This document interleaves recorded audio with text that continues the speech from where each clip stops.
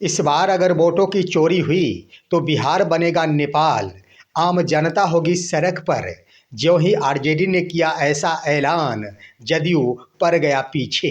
दोस्तों नमस्कार, मैं हूं आपका दोस्त एसके चौधरी। आप सभी को मालूम है कि आरजेडी के एक एमएलसी सुनील कुमार सिंह के द्वारा एक बड़ा बयान देते हुए ये बातें कही गई है कि आखिर वोटों की चोरी जो कि बिहार में वर्ष 2020 में देखी गई थी, उसके मद्देनज़र अगर वर्ष 2025 में भी वोटों की चोरी होती है तो बिहार की आम जनता सड़कों पर नजर आएंगी और बिहार के युवा बिहार को नेपाल बनाने में कभी पीछे नहीं हटेंगे।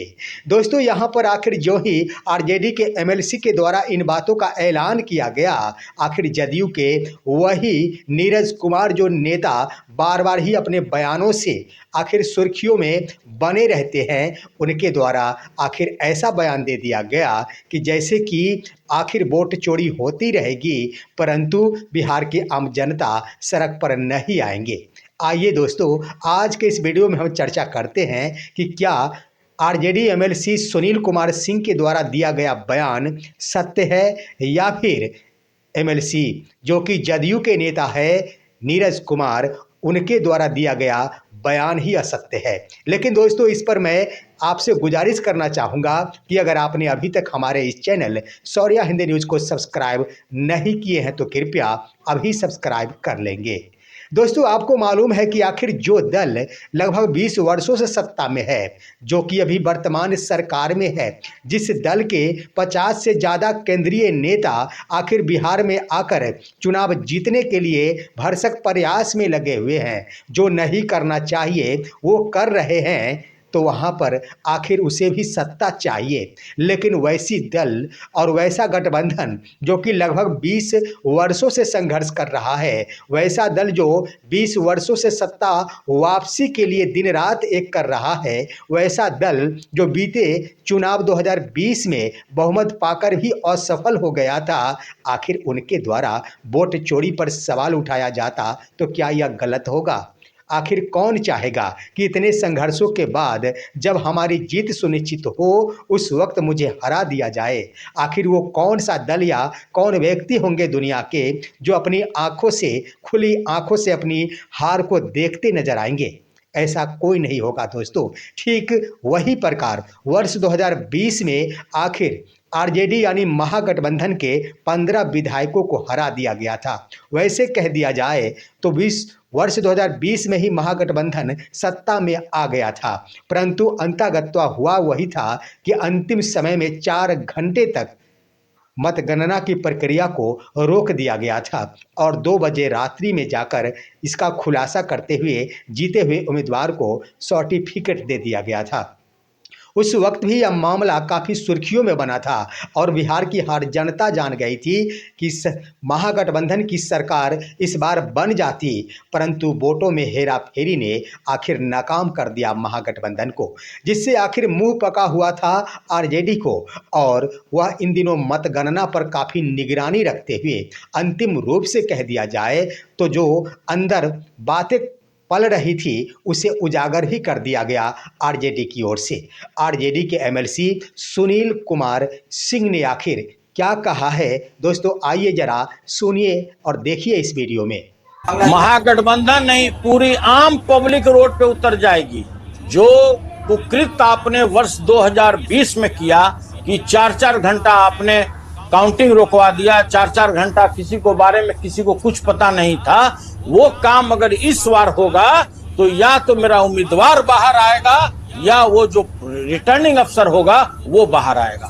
मैं आपको चेतावनी देना चाहता हूँ। पूरी जनता सड़क पर आएगी और वो दृश्य देखने को मिलेगा जो आपको नेपाल में देखने को मिला है और पूरी जनता इस चीज से आशंकित है कि ये बेईमान लोग जिस चुनाव आयोग के बारे में साख पर उसका बट्टा लग चुका है, जितने रिटर्निंग अफसर हैं, किस तरह से उनकी पोस्टिंग की गई है, तो यह पूरी जनता आशंकित है कि कहीं न कहीं आप बेईमानी कीजिएगा तो आपको भी नेपाल का दृश्य यहाँ पर देखने को मिलेगा।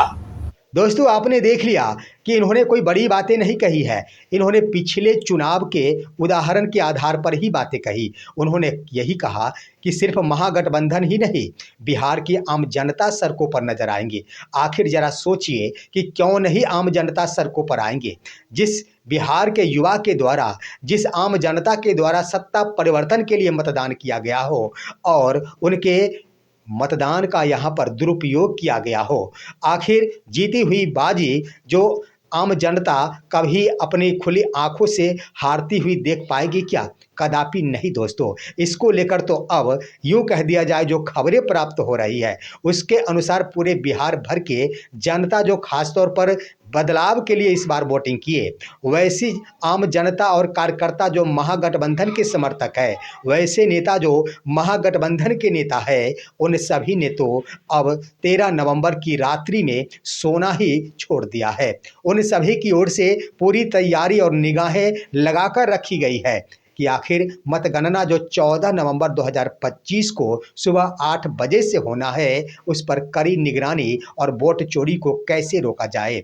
दोस्तों इसको लेकर आखिर जो बयानें दी गई है, यह सत्य साबित होता है कि सुनील कुमार सिंह के द्वारा आखिर पिछले चुनाव में हुए करतूतों के मद्देनजर अगर सावधानी बरतने और अपने कार्यकर्ताओं से सजग रहने की अपील की गई है, तो कहीं से भी यह दो राय नहीं और साथ ही साथ कहीं से ये गलत नहीं।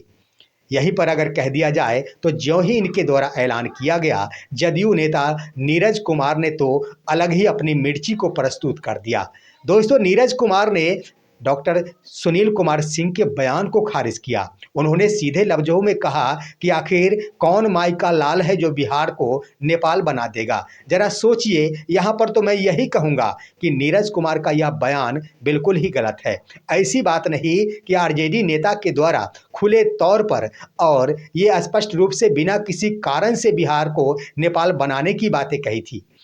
ये बातें कही गई थी आखिर पिछले चुनाव के मद्देनज़र, पिछले चुनाव में वोटों की जो हेरा फेरी हुई थी। साथ ही साथ आप देख ही रहे होंगे कि इन दिनों ईवीएम के स्ट्रांग रूम में आखिर कौन कौन सी क्रियाएं हो रही है।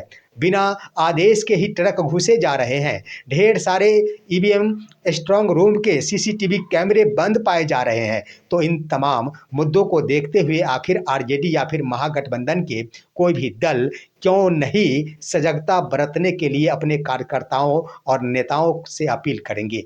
दोस्तों नीरज कुमार का वह बयान बिल्कुल ही यहाँ पर असहज करने वाली है, क्योंकि यहाँ पर वोट चोरी की बातें कही गई है। और यहाँ पर वोट चोरी अगर हो तो आखिर कौन सी पार्टी होगी जो आखिर अपनी खुली आंखों से वोट चोरी को देखती रहेगी और अपने आप को हार स्वीकार कर लेगी। यहाँ पर नीरज कुमार के द्वारा दिया गया बयान बिल्कुल ही गलत है और यहाँ पर कोई अपने स्तर से नहीं दिया गया है बयान डॉक्टर सुनील कुमार के द्वारा। वहीं पर आप देखेंगे दोस्तों, तो गोदी मीडिया इन दिनों इन मुद्दों को आखिर हॉट मुद्दा बना दिया है। गोदी मीडिया के द्वारा तो ये खबर चला जा रही है कि पूरे बिहार में धमकाया जा रहा है आरजेडी की ओर से, लेकिन ये धमकाने की बात नहीं है, यहाँ पर सजगता दिखाने की बात है। अपने कार्यकर्ताओं और बिहार के वो तमाम वोटर्स जिन्होंने बदलाव के लिए मतदान किया है, उसे सजग रहने की अपील की गई है, उसे जागने की आखिर नसीहत दी गई है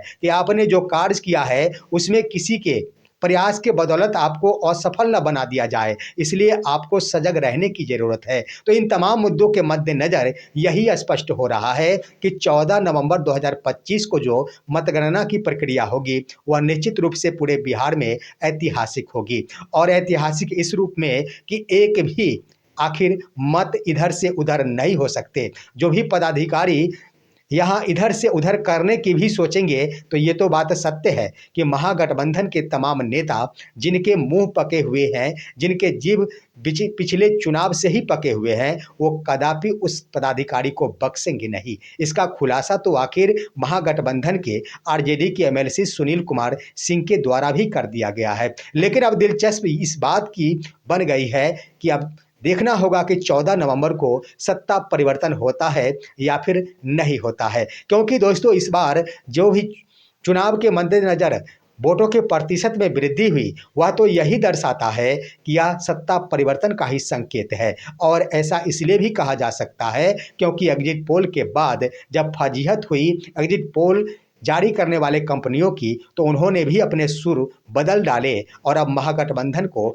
बहुमत दिलाने की बातें करने शुरू कर दिए हैं। देखना दिलचस्प होगा दोस्तों, लेकिन इतना जरूर है जो बिहार भर से खबरें आ रही है, तमाम मतगणना के स्ट्रांग रूम पर महागठबंधन के तमाम कार्यकर्ता बिल्कुल सजगता दिखा रहे हैं। और मेरा तो मानना है कि दिन भर कल जो 14 नवंबर होंगे वो सड़क जो कि निषेध आचार संहिता के दायरे से बाहर होंगे, पूरे के पूरे कार्यकर्ता जो महागठबंधन के हैं उसी से भरे होंगे। फिलहाल इन मुद्दों पर आपका क्या राय है, अपनी राय कमेंट के माध्यम से दीजिए। हमारे इस वीडियो को ज़्यादा से ज़्यादा शेयर कीजिए और अब दीजिए अपने दोस्त को इजाज़त। हम फिर मिलेंगे आपसे अगले वीडियो में, तब तक के लिए नमस्कार।